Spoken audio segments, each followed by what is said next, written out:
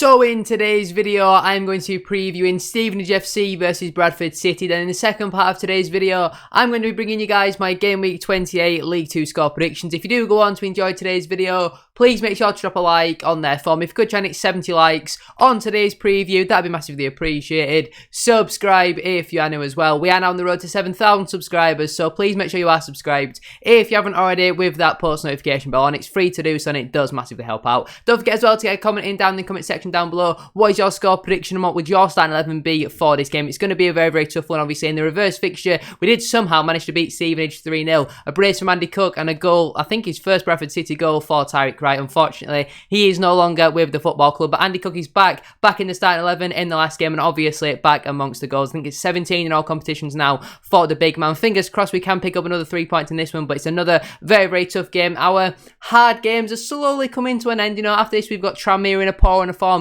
Barrow have been really inconsistent. Doncaster have been terrible despite recently winning. Then it goes into Gillingham and Colchester, who've recruited very well in January and all that sort of stuff. So make sure to drop a like on today's video. Subscribe if you are new as well. Let's get into it. So if we start out then with the current Sky Bet League 2 table, my team Bradford City, we now currently sit 9th in the table. We are slowly slipping down that table. After 27 games, we've got 11 wins, 9 draws, 7 defeats, 32 goals scored, 26 goals conceded, which leaves us on a positive 6 goal difference and 42 points. Our last couple of games then have been a draw, a loss and a win. So only 3 points picked up out of our last possible 12 has now seen us slip out of the playoffs. Our last couple of games then being a 1-1 draw at home to Mansfield Town, obviously conceding the 90th, 91st minute, whatever it was. Really, really gutting in that one. A 0-0 draw away at Stockport, a 0-0 draw away at AFC Wimbledon, a 2-1 defeat at home to Rochdale, a 3-2 win at home to Salford City, and then just before that we had a 1-0 win at home to Harrogate Town. Then compared though to Stevenage FC, they're currently sat second in the Sky Bet League 2 table. After 27 games, they've got 16 wins, 8 draws,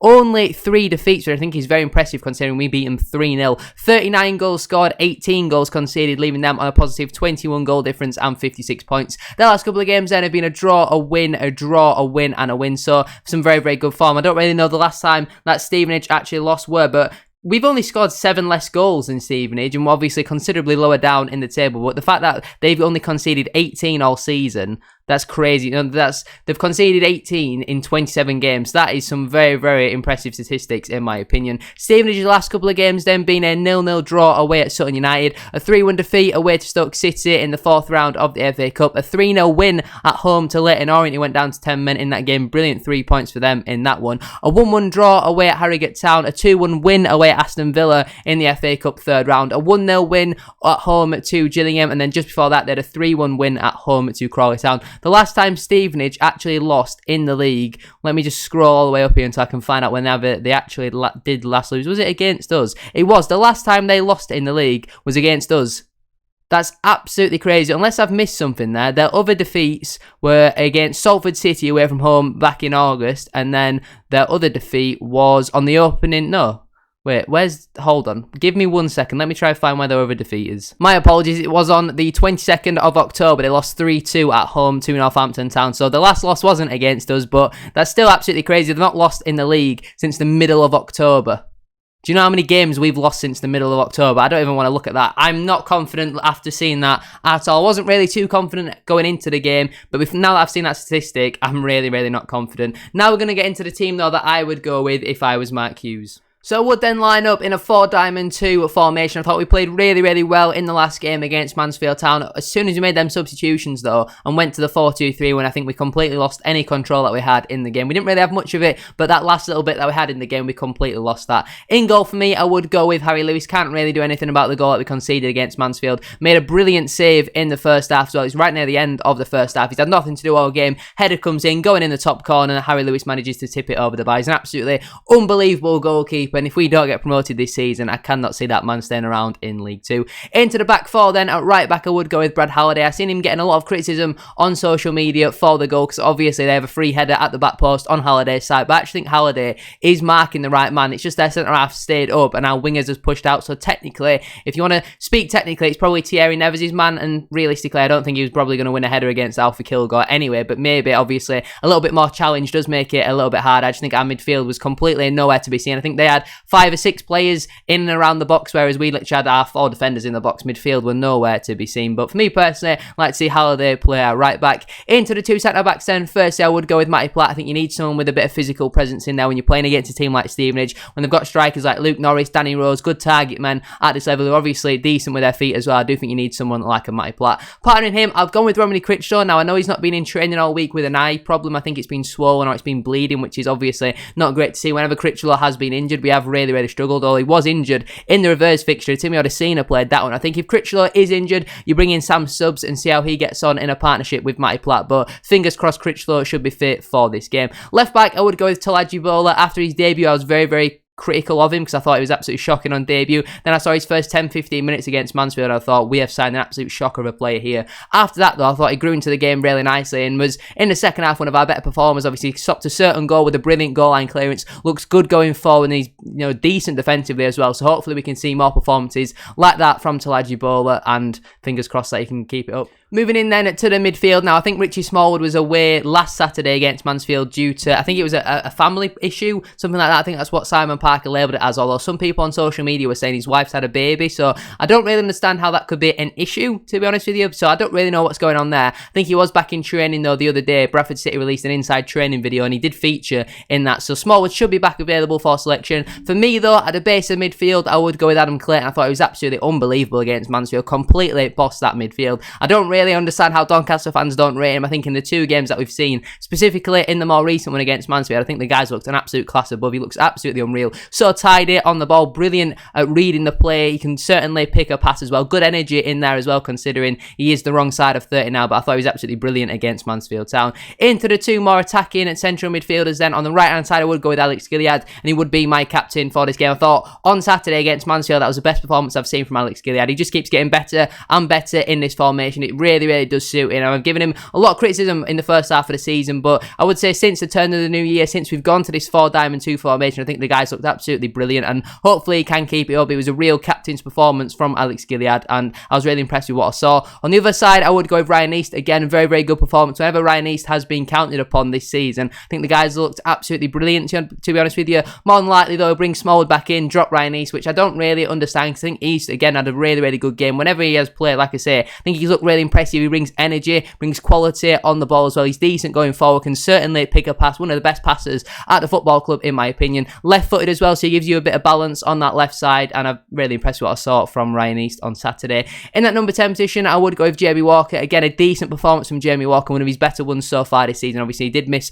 the majority of the season so far through injury, but I think in a game like this, he can come up with a moment of magic. He scored the winner in this fixture last season, which was obviously on a Tuesday night. It feels like a long time since Bradford City played Stevenage away, actually on a Saturday. The 2 previous times that I've been were on Tuesday nights, and the one that was on a Saturday was obviously behind closed doors in the COVID season. But for me personally, I think Walker has to start. I don't want to see Harry Chapman anywhere near this squad. We'll get onto him later on in today's video, but for me personally, I'd like to see Walker in that number 10 position. Into the 2 strikers then. First, I would obviously go with Andy Cook. 17 goals now for the big man this season, scored 2 in the reverse fixture. I don't know why he sat on the bench for 5 or 6 matches. Criminal from Mark Hughes, considering how poor our results were in that run. We simply did not like scoring. He did have another few chances. Is that the correct saying? Probably not. But he did have another few chances as well. Pulled out some brilliant saves from Scott Flinders, the backup goalkeeper for Mansfield Town, who for me personally, I personally think Flinders is better than Christy Pym, but Andy Cook again, back in the side, back scoring goals. That's simply what this man does at this level, and he's much better than Verdane Oliver,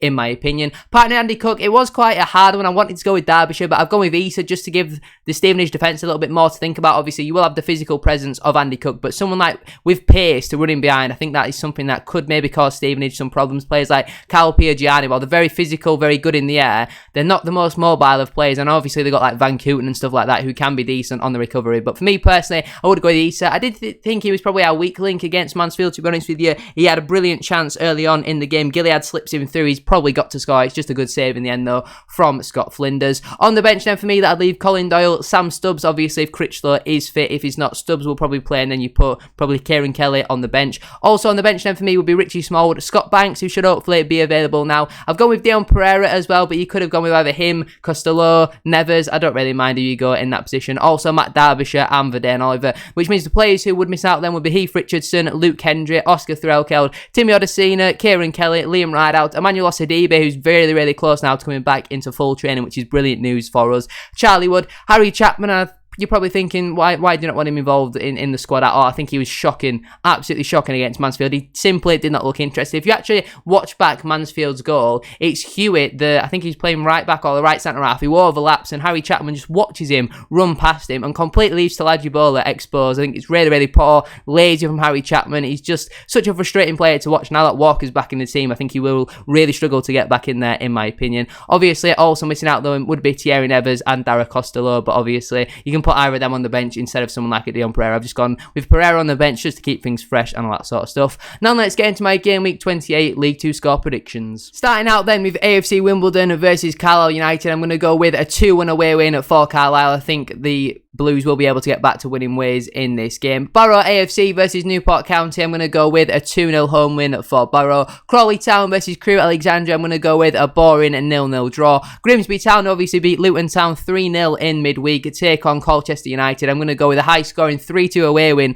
for Col U in that one. Harrogate Town versus Stockport County, well, Harrogate have come off a brilliant result away at Carlisle United. I think only the second team to beat Carlisle at Brunton Park this season. I'm going to go with a 3-0 away win for Stockport in my opinion. Hartlepool United versus Sutton United, I'm going to go with a 1-1 draw. Mansfield Town versus Gillingham FC, I'm going to go with a 2-1 away win for the Gills in that game, with Ollie Hawkins and George Lapsley both scoring the goals for Gillingham. We all know how that one is going to end. Rochdale AFC versus Northampton Town, I can only really see a Cobblers win, and I'm going to go with a high scoring 4-0 win for the Cobblers in that one. Stevenage FC versus Bradford City, I mean, they've not lost since the middle of October. It'd be ludicrous for me to predict us to beat them. I think they're going to do towards what we did to them in the reverse fixture. I'm going Stevenage 3, Bradford City 0. Hopefully though, for a bit of reverse psychology, and we can pick up another 3 points because we absolutely need it. Swindon Town versus Doncaster Rovers, I'm going to go with a 2-1 home win for Swindon. Obviously Doncaster winning their first game in a long time over Tranmere in midweek, but I think it's going to be back to losing ways for Donny in that one.